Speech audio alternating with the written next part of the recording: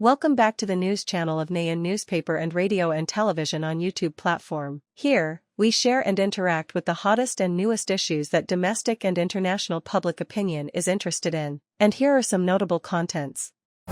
According to AFP news agency, on August 8, French parliamentarians voted for Peruvian Prime Minister Francois.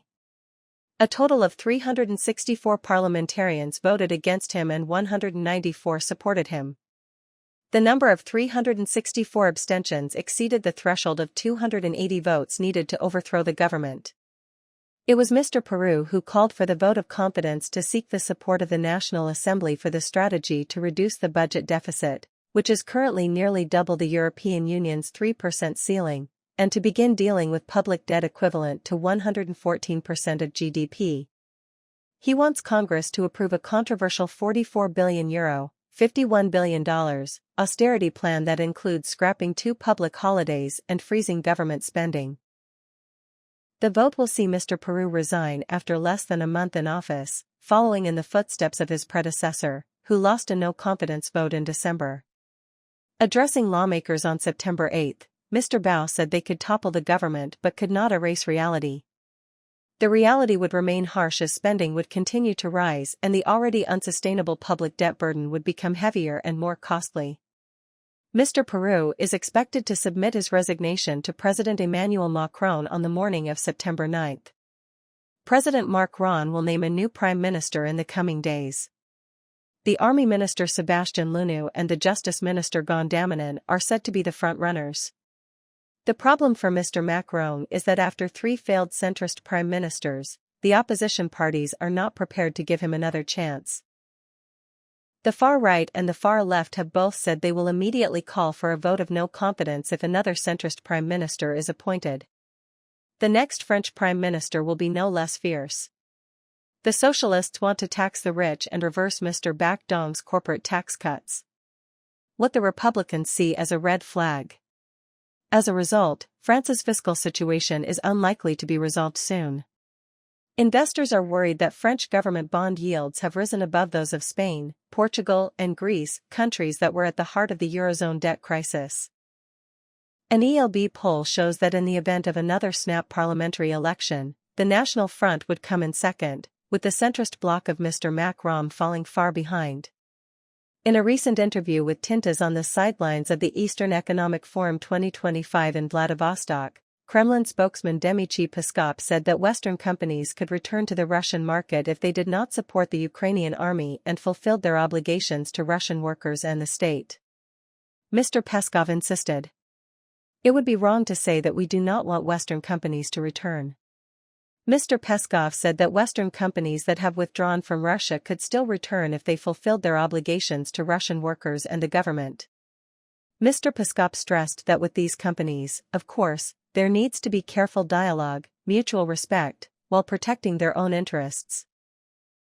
Diane Komin also noted that some companies that have behaved in an unprofessional manner, abandoned their employees, failed to pay salaries or failed to fulfill their social commitments can still return if they agree to compensate and remedy the consequences. Russian officials said that anyone can return, but the price will be very high. Mr. Peskov affirmed that companies that supported the Ukrainian army will not be welcome in Russia, emphasizing that they have become competitors and need to be treated accordingly. The Kremlin warned that many Western companies have left but have not returned while other national companies are quickly filling the gap. Mr. Peskov added that they are particularly interested in the areas that the West has left vacant. Previously, Russian President Vladimir Putin affirmed that Moscow is still open to cooperation, especially with friends, and has never turned its back or pushed anyone out of the market. On the contrary, according to him, many Western companies are still eager for political restrictions to be lifted.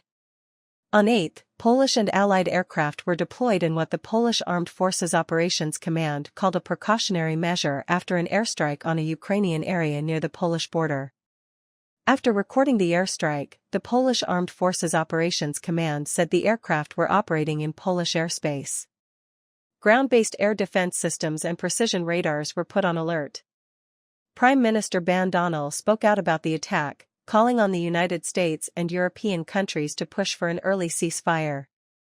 Earlier, Prime Minister T also stressed that he would strictly handle unmanned aircraft that violated Polish territory after detecting an unmanned aircraft in an eastern province of the country. The need to increase surveillance patrols of combat forces of NATO countries continues to be warned in the context of recent airspace violations, thereby preventing possible security risks. Military experts believe that it is necessary to establish no-fly zones over important infrastructure. Increasing patrols by allies and investing in electronic warfare systems are essential. Strengthening military cooperation between allies and constantly modernizing defense systems are considered key to ensuring each country against possible security risks from the current conflict. On September 7, in an interview with Nghe An Newspaper, Russian presidential aide and chairman of the Maritime Council Nikolai Puzep criticized the theory that Ukrainian citizens were the culprits of the Nord Stream gas pipeline explosion, and also accused NATO special services of being most likely behind the incident. He stressed that the Nord Stream sabotage was just the beginning of a new and unprecedented round of tensions in the Baltic region. According to Mr. Pose, the series of unusual incidents involving submarine cables and incidents involving Russian ships proved that the West was trying to escalate the confrontation and turn the Baltic Sea into an arena of an undeclared hybrid war. The Russian presidential aide also criticized the theory put forward by the Western media, according to which Ukrainian citizens carried out the attack. I don't know who these leaks are aimed at, but knowledgeable people are asking many questions. Who, for example, allowed Ukrainian saboteurs to operate freely on the territory of another country like Germany? That means that NATO's navy cannot guarantee security around its bases. And the German government is powerless to control the activities of foreigners. Or was the entire operation planned, controlled and carried out with the participation of professional NATO special forces? In a related development, the Russian mission in Germany, Jack Natch, stressed the importance of investigating and making public the results of the investigation into the sabotage of the Stream 1 and Stream 2 gas pipelines. Mr. Natch warned that if the Stream pipeline explosion is not thoroughly investigated and those who carried out the sabotage, including those who ordered it, are not punished, this will become a worrying precedent in the future. Ambassador Nechayev also dismissed theories circulating in the media about the involvement of free divers, saying these explanations were unconvincing. He stressed that we would like to see the official results of the investigation documented and made public. This transparency is essential. He also noted that many in Germany understand the importance of the incident. According to the Russian diplomat, the unclear developments surrounding the Nord Stream gas pipeline explosion not only affect security issues, but also directly impact energy cooperation between Russia and Germany, causing serious socio-economic consequences for Berlin. Earlier, the German newspaper reported that investigators may have identified the entire sabotage group involved in the incident. According to the newspaper, arrest warrants have been issued for 6 Ukrainian citizens. Another suspect, who was reportedly killed in December 2024 during military operations in eastern Ukraine, is also involved. According to the details revealed, the sabotage group consisted of a captain, a coordinator, an explosives expert and 4 divers. They approached the pipeline site in the Baltic Sea using the yacht Andromeda from the German port. On May 21, German prosecutors announced that a Ukrainian citizen suspected of involvement in the 2022 underwater sabotage that damaged the Stream gas pipeline between Russia and Germany had been arrested. The suspect in the Nord Stream pipeline sabotage was identified as 49-year-old Sergei Kunop, who was arrested by Italian police on the night of May 20 in the province of Rimini. The Stream pipeline incident occurred on May 26, 2022. Causing severe damage to 3 branches of the Nord Stream 1 and Nord Stream 2 systems running under the Baltic Sea. The Nord Stream 2 pipeline had never been put into operation before. The cause of the NSAM pipeline sabotage has become the subject of much speculation and has increased political tensions in Europe following the Russia-Ukraine conflict. Russian Foreign Minister Sergei Lavrov has repeatedly asserted that Moscow has sufficient grounds to believe that the sabotage was carried out with the support of the United States.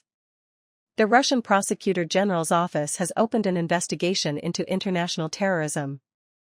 The arrest of the Nord Stream suspect marks a breakthrough in a complex investigation that has lasted for years and involved several countries. On January 7, Hungarian Foreign and Trade Minister Peter Szabo said that Hungary and Romania have overlapping interests in the energy sector.